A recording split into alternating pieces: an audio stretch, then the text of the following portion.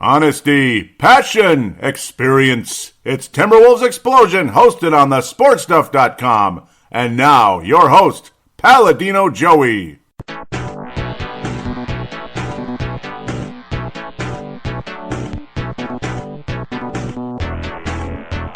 Hello again, Timberwolves fans. Are you ready for the explosion of Timberwolves basketball? I'm your host, Paladino Joey, or Joey Awajan. Great to be back on board once again. Timberwolves Explosion, a Friday morning here. Ready to rock and roll, talk some Timberwolves basketball. At least in this sense, no games to review, but we will be previewing 4 games and a very tiny, brief little thing about what took place over the weekend. And no, I'm not going to really get into a whole lot. And then I'll go over the standings first as well. But real quick, I did not like the propaganda that was put forth this past weekend.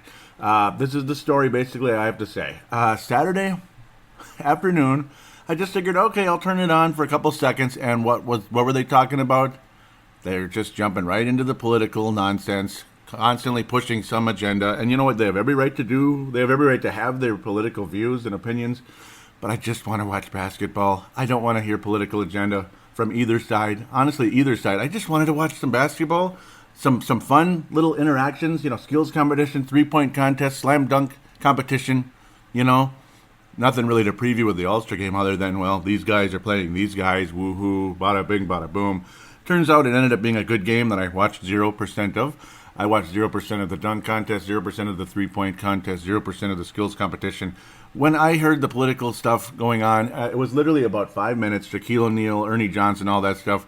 I turned it off, and I was done for the weekend. Good night. I mean, there's how many news channels on TV that are talking about politics every second, right? This person doesn't like this person. That person doesn't like that person. Turn it off. Go ahead and watch it. Go ahead and watch the news channels. When I just want to get away from that for a second. But no, you can't get away from it anymore. Those days are gone. We got to all have our little this and that. So what did I do? I turned it off, and I moved on with my weekend. I watched some hockey. Yep, thank God hockey was still going. And I did not watch the Olympics. I just don't. I can't get into it. I can't. I tried. I can't. Snowboarding is just not something I want to watch. It's not. Most of the other stuff, if you like it, you like it. I mean, I'm not going to make fun of you for liking it. So that's pretty much my point of view for the weekend. It turned out to be a great game, and I don't really regret missing it, though. What took place with Jimmy Butler? Come on, man. Seriously, Jimmy? Nice double-double by Karl Anthony Towns. What was it? 17 points, 10 rebounds. Again, I didn't watch a second of it, so that's what he did. 17 points and 10 rebounds. That's great. That's wonderful. I love it. I love that he performed well. I heard that there was nonstop political commentary going on the entire weekend, and it's just, I'm glad I didn't watch it. Bleep that, Go watch CNN, go watch Fox News, go watch C-SPAN, go watch this channel, that channel, CNBC, this NBC, that NBC. Just go watch that, okay, if you want politics and politics news, this and that, but mostly politics. There's talk radio for both sides of the party, both sides of the spectrum, this and that. You know what? I wanted to watch basketball, and I didn't get it, so I'm not going to watch it. Sorry. Put them together. Oh, yeah, that's great. Politics, sports, fun. Politics, not fun. Put them together. What? I mean, that's freaking awful. Doesn't work. Sorry. So, as for Jimmy Butler, come on, man. Okay, and I know all the Timberwolves fans out there like, hey, that's fine if he wants to relax and not give a crap about the All-Star game. Then don't go. Reject the invitation. Give somebody else the spot. Whatever. I still love you, Jimmy. I still love you, but I don't like the way you handled this. And if the hungover thing is going on, you're still up taking shots at 4 a.m. Please tell me that's not true. Say it ain't so, Joe. Say it ain't so. That's dumb. But at least they had several days to. Hopefully he's not hungover anymore, right? No, I like that he's taking the regular season seriously, the Timberwolves seriously, and that's kind of his whole point of view of it. I'm much more interested in the regular season than the All-Star game, and obviously, hopefully, the playoffs much more so than any regular season. So don't turn into the Seattle Supersonics in the early '90s. As good as they were, they couldn't win a freaking playoff series for a little while there, but for a little while there. after that wonderful playoff run they had in 92-93, they were stuck losing in the first round every year, including the one year they had the number one seed in all of basketball. Oh, Takumi Mutombo embracing the ball on the ground. Oh, it just made me sick. I was so pissed. I wanted Seattle to win that year. Oh, I was so pissed. But the right team won that year. Just loved what Hakeem Olajuwon was able to do. Those moves on Patrick Ewing in the finals and along the way. And it was amazing. So the right team won the championship that year. Congratulations, Houston. All these years later, of course. That's who the Wolves will be playing next. We'll get to that in a second. So there's your All-Star Weekend. That's my opinion of the All-Star Weekend. You don't have to agree with anything I'm saying. But then again, I didn't really give much of an opinion. It's like I'm not talking about politics. I'm talking about I don't want to watch politics, but I'm watching basketball. Let's just watch basketball. I don't care if you're Kid Rock or LeBron James. I don't want to watch that. I want to watch basketball. Basketball. Do you hear that little dribbling sound in the background? And that subtle little sound, when the ball goes through the hoop. Nice, crisp sound. That's all I want to hear. That's all. There's nothing like an empty gym and that echo. Oh, it is the most beautiful sound in the world, isn't it? That's what I want to think about, basketball. We can get into politics. There's plenty of time for politics. But that wasn't the time. Okay? Is that okay that I said that? Can I get a show of hands, an imaginary show of hands out there? People that maybe agree with what I said. Is that okay? All right. Well, and I talked about Jimmy Butler, blah, blah, blah. We'll be playing Zach LaVine again coming up, which is great. WGN and, of course, Fox Sports North locally. National television tonight, Houston Rockets in Houston. Ouch. Some people think the Wolves are going to win there.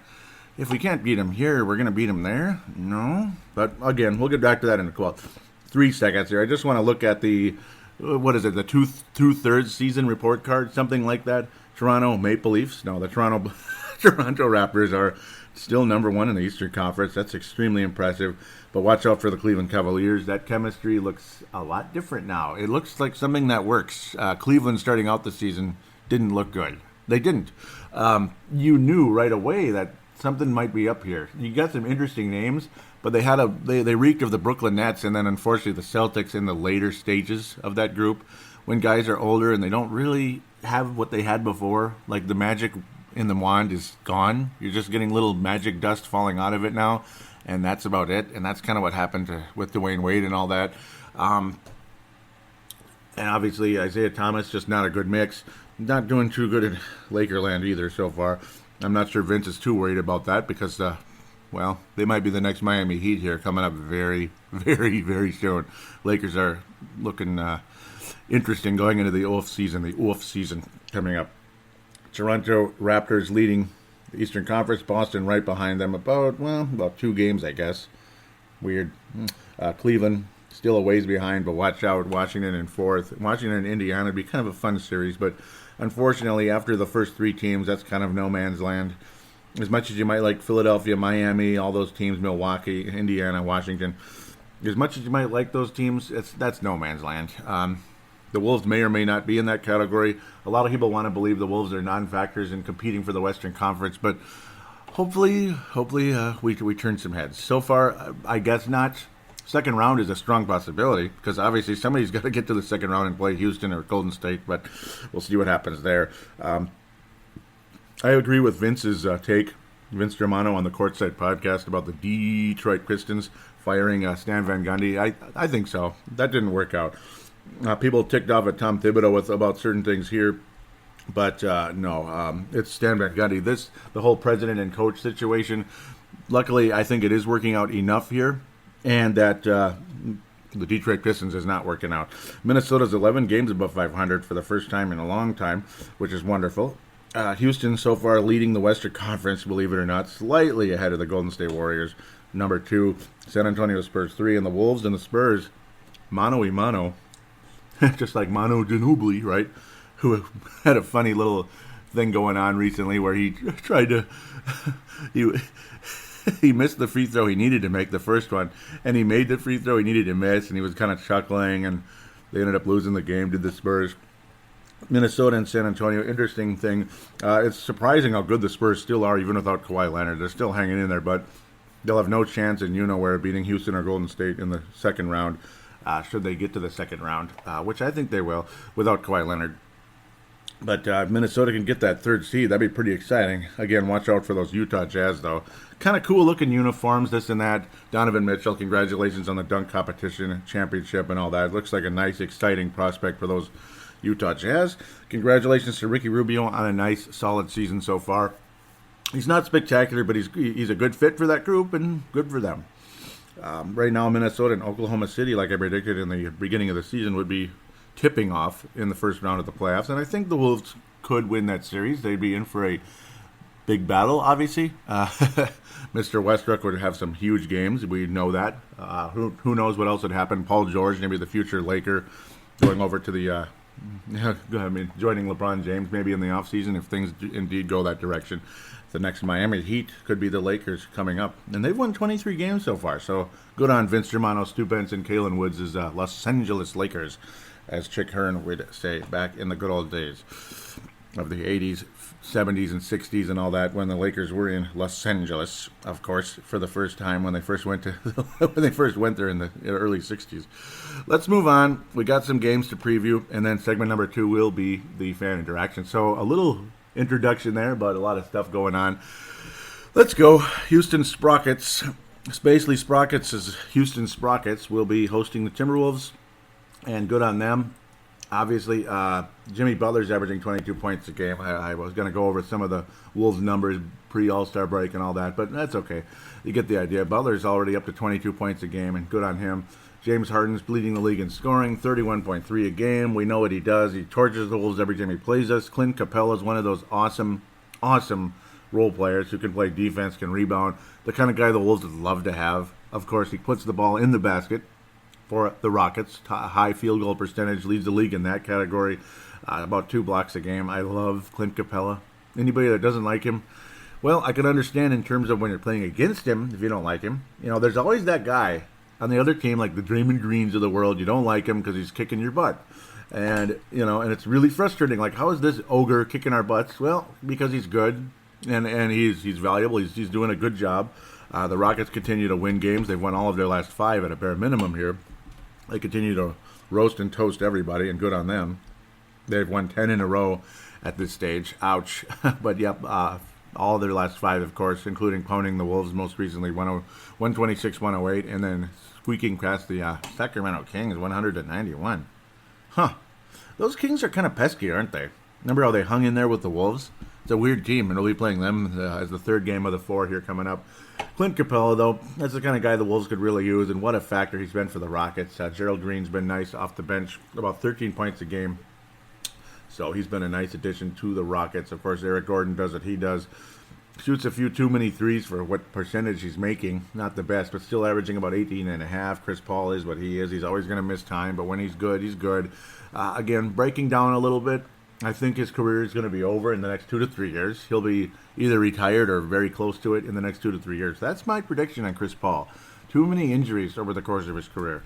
The bearded one, James Harden, of course, MVP candidate. I think he's going to get it this year. That's just my opinion.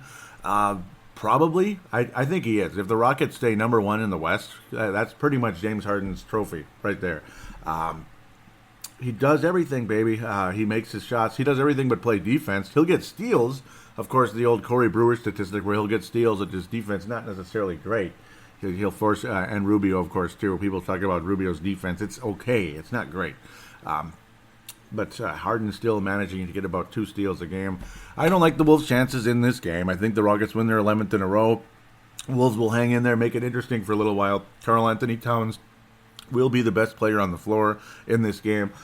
Maybe Butler will have some type of a crazy game, and that's what the Wolves are going to need if they're going to beat the Rockets. I think the Wolves need 2 players to get to 30 in the game, and it would be Butler and Karl Anthony Towns, in my humble opinion. If the Wolves are going to beat the Rockets on the road, it would be one of those amazing, amazing games like the Wolves did a couple of years ago in April against the Golden State Warriors on national television. What a fun game that was. And yes, the Wolves did beat the Warriors once last year as well. That was fun. That was in Target Center, though. To beat the Warriors in Oracle, when they were, still chasing that 72 wins from the Bulls, that was pretty impressive. But they still freaking got it. But they didn't win one more game, though. Oh, I'm so sorry to say that. Rockets, though, obviously, yeah, they'll win the game, in my humble opinion. I think it's going to be something of the likes, 124 to... It'll be an okay game, I think. It's going to be one of those good ones. 124, 118, something like that. I think the Wolves will put in a wonderful effort. Guys may be banged up, a bit beat up, tired from all frickin' minutes from Mr. Thibodeau. But the Rockets will outlast the Wolves and win their 11th game in a row. The Chicago Bulls, led by Zach LaVine at this stage, top scorer on that club, of course. And he's been wonderful in his return, and good on him. At this stage, averaging 17 points a game or so, a little above that. 40% from downtown. 40% from downtown. Remember, he started off like, okay, he'd have some good games. Obviously, the first game's always going to be really like an adrenaline rush and all that. Will we see Chris Dunn this time? It'd be nice. It'd be nice to see. The Bulls have won 2 out of their last 5. Of course, that was earlier in the month. They lost just last night to the Philadelphia 76ers. 116-115. Whoo, boy, in United Center. I'm going to check that one out. I'm going to check it out real quick. Might as well. Up, and then I screwed something up. Good job, Joe. Okay. So how did things turn out in this one? Just curiosity. How did the Bulls do? Chris Dunn's back. Okay, so that's mainly what I wanted to see. So Chris Dunn is back, but suffering a bit there. He'd missed a lot of time with that concussion protocol. 2 of 11 from the floor. Zach LaVine, 23, though. Bobby Portis with 38. Holy crap, man. Bobby Portis with 38. Damn. Mano-a-mano with Ben Simmons, I suppose, huh? A bit. Ben Simmons, 32. Joel Embiid, 30. Wow, that's a nice duo, isn't it? Philadelphia's still a long way to go, though, in terms of becoming a competitive team, but they will be in the postseason for the first time in a bit, and good on them there, eh? So, good job to the... good job by the Sacramento Kings in that one. No doubt there. Zach LaVine, though, for me... Yeah, it's gonna be a fun game. I don't think the Wolves lose to the freaking Bulls again, unless LaVine goes out for another 30 something, or Bobby Portis has a game like he did. I don't know where that came from. Good on him though. Jeez, nice game by Bobby Portis. I expect Chris Dunn to have a good game though. I think he'll step it up coming up here Saturday night, back-to-back game. Wolves will lose to the Rockets. I'm sure they'll be a bit tired. That's the scare, but it will be in Target Center, the comfortable confines of Target Center. The Wolves will win the game. I'm going to go with the likes of one. Jimmy Butler will be the leading scorer, no doubt. Jimmy Butler is going to get close to 40 in the game, I think. LaVine will get upper 20s, low 30s. Yep, it's going to be similar to the last game, but I think the Wolves will outlast Chicago. Something of the likes of 120 to 117. It's going to be very close. Free throws down the stretch by Jeff Teague, and Butler will lead the way for Minnesota. Andrew Wiggins, hopefully you can see him step up against Houston and Chicago, but I believe, again, Butler will be the leading scorer with the Bulls, and again, the best player on the floor against Houston will be Karl Anthony Towns. Monday, the 26th of February, as we wrap up the month here against the Sacramento Kings in Sacramento, California, the home of the Tomatoes. Yes, NBA TV, one of those little fan games they have early in the week. Of course, the same old team, right? No, same old team. Well, we just recently played them. You got De'Aaron Fox. He's got this nice future, but still a long way to go there. Buddy Hield is making 43% from downtown, so good on him there. But playing more of a off-the-bench kind of a role. The Sacramento Kings, it's kind of weird. Sacramento Kings have won 1 out of their last 5, including just barely losing to Minnesota in Target Center at Feb 11. George Hill, of course, gone to Cleveland. Sacramento, again, I don't know. They have veterans on their team, and they have a couple of young guys and a lot of veterans, this and that. They're a weird team. Like, nobody's that great at this stage, but they just kind of hang in games. Like, every game they've lost, they barely lost. I mean, they lost to Portland by a little bit. They lost to Houston only by 9. They lost to Minnesota by 5. I mean, that's kind of weird. So, and they beat Dallas pretty soundly. Sacramento's weird. For some reason, I don't know about this one. This is a tough week here. Of course, Houston, Chicago, Sacramento, and then Portland at Portland. Oh, the Wolves historically have played pretty well in Sacramento for the most part. It's just, this team is weird. I remember for a couple of years there, the Wolves would win in Sacramento and lose in Target Center, which was really weird, and that almost happened again just recently. Sorry for the noise here. Oh boy, where do you go with this one? I expect Wiggins to have a really good game in this game. Wiggins has usually played well against the Kings. It's just these matchups. There's something funny about basketball. The same guys always play well against the same teams most of the time. Like Zach LaVine against the Clippers, always big, and then against the Lakers as well. Zach LaVine, it was all the time. And, of course, he played for UCLA. There's always some kind of connection. Wiggins is just a good matchup for him. I expect Wiggins to have one of his better games here. I think this will be probably, Sacramento and Portland, he tends to play well against both of them. Well, I love Butler against Portland, too. But I think this will be Wiggins' best game of the week. 25-plus in the game. Ooh, do we survive this one? I will pick a win. I'll pick a win for Minnesota in this game because I don't like the Portland game at all, to be quite honest. Wiggins will get 25-plus. Minnesota's going to outlast the Kings. Something of the likes, 108-100, 108-105. It's going to be close. 108-100. Minnesota will survive Sacramento. A brutal back-and-forth game. Both teams will lead by 7 or more. But the other team will catch up. It'll be a seesaw battle. Andrew Wiggins and the Wolves will win the game. Wiggins will lead the team in scoring. Guys like Butler and Towns will all get 20. I think you'll get 20 from all three of the quote-unquote big three with the Wolves, but Wiggins will actually be the leading scorer with 25-plus in the game. Portland, let's start out the month of March on TNT. March 1st against the Portland Trailblazers, eh? Not bad. Yeah, this one is a loss. I don't trust this game. A lot of people think, we played well against Portland. Yes, we have, but I don't like this game. I haven't even looked at the season series recently, but yeah, we played Sacramento, and we'll actually already know the records against these teams, so that's fine. We'll look at Portland a little bit here, and yes, the Wolves have played well against the Blazers this year. We're 2-0 against them. Nope. What is this? Okay, yeah, we did recently lose in Portland, 123-114. I think it'll be a season split. I would love to sweep or take a 3-1 victory over the Portland Trailblazers. It's a home-and-home thing. Minnesota beat Portland by 1 point. Huge breakout game by Butler on the 18th of December. 38-point game. That was when Butler was like in bleep-it mode, like, I'm the guy, man. Let's go. Then we crushed Portland 120-103 on the 14th of January. And then 10 days later, get beat by 9 in Portland in the Rose Garden. I think the Blazers force a season split here on the 1st of March on TNT. Wiggins will have another good game. I think Butler is going to get to 30-plus in the game. Hopefully Towns can do the same. I feel good about that at the end of the day. Boy, it's a good team, though. You got all these good players, Nurkic and all that, but of course Damian Lillard is one of the best players in the league, and he got to go to the All-Star game, which is good.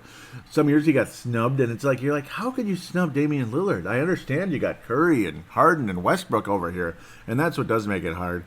But he's right up there with those guys. Maybe if he's second tier, I think he's first and a half at bare minimum. If those guys are first tier, if he's not first tier, I consider Lillard a first tier guard in the NBA. He's that good. He shoots a ton of 3-pointers, of course, and he makes a good number of them. McCollum's better though. He's a better 3-point shooter, more deadly. But I think, but Lillard obviously the overall better player. In a sense, the overall leader of the club. He's the captain and all that. Alfred Camino shows that athleticism on occasion, and he can scorch the net. Shabazz Napier can hit threes off the bench. Obviously, a good, solid team. A team that'll never win anything, though, unfortunately, as you all probably know, without some kind of a crazy LeBron James type of move, as the NBA has become that. That's a funny-looking image. It looks like Karl Anthony Towns is getting punched in the forehead by one of the Blazers. Oh, boy. Yep, most recently, Andrew Wiggins did lead the Wolves in scoring with 24. I think he'll get something like that again. He was the only guy on the Wolves roster to get to 20. I expect a 20-point game from Jamal Crawford. Yes. I like the way Crawford plays against his former club, one of his cajillion former clubs. He was in Portland for quite a while, and he played great there before he went to Clipperland after flirting with us for quite a while, and all those trade rumors and all that the Wolves never were able to pull off. I don't expect to win, though. I think Portland's going to win the game. High scoring. Every game is high scoring. The Wolves score a lot, and their opponents score a lot. If this is a low-scoring game somehow, I think the Wolves win. If the Wolves' defense is really locked in, I think they win the game. But I'm expecting higher scoring in Portland on TNT and this and that. Lillard's going to get 30-something. McCollum's going to get upper 20s, low 30s. Those guys are going to combine like they always. Every time they play against us, they combine for almost 60 points for crying out loud. And I expect the same. I think Butler will have a good game, but Wiggins he'll be up there. Wiggins is going to have a huge game for the Wolves to be in it down the stretch. Carl, of course, you always want Carl to play well. He doesn't have his best games against Portland. Didn't get a double-double in this one, which is fairly rare. Butler, he wasn't available for that game, was he? Nope, Butler was sick, so that didn't help either. This time with Butler available, it'll be a closer game. Okay, I forgot about that. Butler was out for that game. Well, that makes a difference. Butler will score in the 20s in the game. I think Butler and Wiggins will score in the 20s. Carl will be in the upper teens, something like that. But Portland will still win the game, something of the likes 124, 120, close, frustrating, 124. It might be 124, 116, something like that. I think Portland pulls away down the stretch and wins the game. And the Wolves end up gaining a split, unfortunately, during the course of this week. So that's pretty much how I see things. I expect a couple of good games from Wiggins, particularly after pulling in the Johnny Flynn Memorial last week. Yeah, obviously that's got a stick in his craw. Not that I gave him the Johnny Flynn Memorial, because he probably never heard the show, but that he's probably mad at himself for how things have been going of late, and frustrated a bit as well. So that's where I'm standing with the Wolves. 2-2 week. Wiggins will have a nice little rebound, at least in the last two games here. And if he has a huge week, maybe the Wolves can go 3-1. Other than that, though, let's get to fan interaction right after this.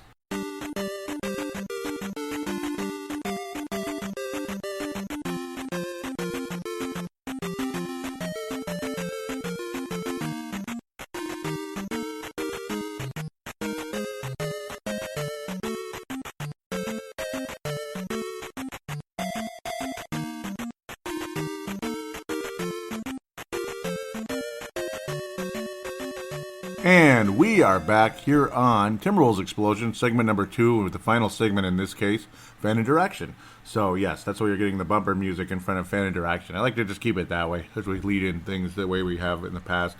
At Wolves Explosion is the Twitter account, Levi Anthony Brown, retweeting the most recent show, and Vince Germano. Thank you very much, guys, for retweeting the show and keeping your followers up on the show. I'm more than obliged to retweet the Courtside podcast.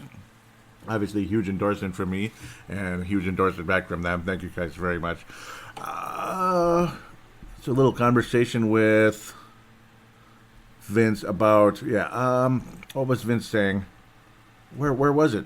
Oh, it was a conversation about, what was Vince saying? About people getting way too sensitive. Oh, I wish I could pick that up. He was kind of tweeting back and forth. I was saying, people are too sensitive, so unnecessary, snowflakes. What was he saying? Did he delete it? What's going on here? What's going on here, Vince? What's going on? And, of course, this thing, I probably won't even find it too soon. Very interesting there. Where is it? Vince, you are in trouble now. It was right there. Okay, that's what it was. Oh, the thing with JJ Redick. Yeah, okay. I think I'll leave that alone for now. Yes. So I guess that's it. Okay. Vince Germano tweeting from John Krasinski, saying that JB, I'm guessing Jimmy Butler, needs to work on his connection with Wiggins. Yes. John Krasinski was tweeting out, Wolves All-Star Duo works on forging connection for a stretch run, theathletic.com. And I love that publication. They're talking about that there. The All-Star Duo, Butler and Towns, but also Wiggins. Yes, Butler and Wiggins. It would be better if that connection did improve. I agree with you in a big way, Vince Germano there. Fairly quiet week, of course, with no games to talk about at this stage, so they'll be coming up. Before I get to the Facebook page for myself, I'll get to the Facebook page for Flips Army, as I always like to endorse that page as well for Facebook. Facebook Flips Army, look that up. Follow it, like and follow it, all that, conversate in the in-game threads and news and all that, Wolves news, NBA news, this and that. Stay away from any Warriors stuff because I don't want to look at that. But that's just me. Freaking Rockets, too. Heck with that, right? But that's just my humble opinion. Gosh, these days, I don't know who I like anymore. Oh, boy. It's getting really old, some of the nonsense out there. So, Timberwolves Explosion Facebook page. Facebook.com/Timberwolves Explosion. Facebook.com/Timberwolves Explosion. Do like and follow that page if you could. Conversate on there. And let's see if there's any interaction. This might be a super quiet week. We'll say, wow. I think it is a super quiet week. Yikes. Yeah, this is kind of short, huh? That's it, I guess, for the fan interaction. So I will spread the news about the Timberwolves explosion. Well, the Stitcher account, of course, that's for Android and all that. Well, it can be an Apple or Android Stitcher if you don't like iTunes. Stitcher's out there, or if you don't have iTunes or Stitcher. And of course, there's Double Twist for Android applications. Also, again, there's other ways to get on via even Google, where you could actually put it on your homepage on your phone. It's the RSS account or RSS feed, whatever. It actually can kind of come off as an application, which is a shortcut right to it, and it'll just play them right away off of Google. Sometimes when you look it up, you'll have that option right away to do that. Sometimes it does, sometimes it doesn't, but when it works, it's pretty cool. I have Brave the Wild and Timberwolves Explosion up that way. Also, check out Purple Mafia, of course. State of the Vikings. That show is almost done. That project is 2/3 done. 2 out of 3 segments are wrapped up. Just going to do the fan interaction, letting things bleed out first for fans to interact about the MVP, biggest disappointment, biggest surprise of the season when it comes to the Minnesota Vikings and all that. So if you're a Vikings fan, do get on that show and interact with that Facebook page, facebook.com/Purple Mafia Show, or for that, if you want to get involved with that. Of course, the phone lines for this show, 209-736-7877, 209-736-7877. It is a voicemail, too. Treat it as such. Mention you're calling in for Timberwolves Explosion. Your statement, shout-out, comment, question, and opine. Keep it to about 3 minutes, of course. Well, then again, that line is a 3-minute limit, so you have to keep it to 3 minutes. Also, the Call Now button on the Facebook page goes directly to the same line through Facebook Messenger. Obviously, no charge as long as you're on some kind of internet of some sort. You're good to go there. It's the same 3-minute limit. Then there's the audio submission route, which is 5 minutes. Well, you can do it forever, but I prefer 5 minutes, something like that. Just use the free voice recording application on your phone. Treat it like a phone call. Statement, shout out, all that. Keep it to about 5 minutes. You could maybe go longer. Save it and email it to paladinolive@yahoo.com. paladinolive@yahoo.com. All this information will be in the show description. Also going to talk about the Courtside podcast some more. Wonderful show with Wayne Hunt. I keep calling him Hank McCoy because that was his nickname forever. And it's stuck in my mind forever and ever and ever. Wayne Hunt, or Wayno as he calls himself on the show. Vince Germano, Vinrock, and Stu Benson. Wayne Hunt is a Memphis fan, and Vince Germano and Stu Benson are Laker fans. It's a basketball show. They don't specifically talk about their teams. They prefer to talk about their teams here and there. Like when they talk about them, there's a little more emotion involved, we'll say. But generally speaking, it's a big-time NBA show that I highly, highly, highly endorse. You can get them on iTunes or Podbean. iTunes or Podbean. They officially work with Podbean, and all the shows are free now. There's no premium shows anymore, even though there'll still be premium shows, I'm sure, but there won't be that little $20 a year thing. I'm still looking to join the Courtside Network at some point, as I've been kind of messing around lately, and of course busy schedules, and we don't get to interact as much as we'd like sometimes because it's international. Would love to start up that Showtime at T-Wolves show again with Vince Germano. The feed's still there. All you got to do is record a show and put it in there, and the show is back up and running again. It's been in a dormant state for quite a while now, for a couple of years, unfortunately. A Lakers and Timberwolves show that me and Vince it was usually on what I would call Friday nights and his Saturday afternoons. Of course, I'm in Minnesota. He's in Australia. Hank McCoy / Wayne Hunt, and Stu Benson are all Australians. Vince Germano is from Melbourne, Australia. Hank McCoy from Sydney, and I do believe Stu is also from Sydney. And if not, please correct me, Stu, if you're listening, because he's the one that hates me very much. So he might not be listening. He just hates my guts. Okay, not too bad. They make a wonderful little trio there on the Courtside podcast. Just a great show to listen to. I was a big fan well before I even knew the guys. I was like, wow, this show's really good. And I started trying to interact with them after listening to a few shows. Back in 2012 is when I started listening. They've been around since at least 2011, I think 2010-ish, and then Timberwolves Explosion is 2008. We're very long podcasters. We've been hanging around for many, many years. I'm a 10-year veteran now, as of January the 28th. That was my 10th birthday as a podcaster. 10th. Do you realize that? And I didn't even mention it. See, that's how nice and humble I am. I didn't even think about it. Plus, my friend was not doing well at the time. It's like that's the last thing I wanted to do was make anything about me at that point. I mean, but, now it's been almost a month since then. January 28th was the 10th anniversary of Paladinolive, the very first podcast I ever did. I did 22 episodes of that and then decided to split things up. Purple Mafia started before Paladinolive got dispersed, but so I took the Vikings, any Viking commentary off of Paladinolive and moved it over to Purple Mafia. Started that up in April 2008. And then, of course, Paladinolive officially split in half into Timberwolves Explosion and Brave the Wild in the summer, the late summer, in August 2008. And I've been doing it ever since. I'm a 10-year veteran in podcasting. It is, wow, I can't believe it. And I'm still on the sportstuff.com. I hardly ever hear from Dylan anymore. He's always busy. He's got his new kids and everything. Great guy. Got with a new wife and all that. There's complications in life, this and that take place. Your wife divorces you.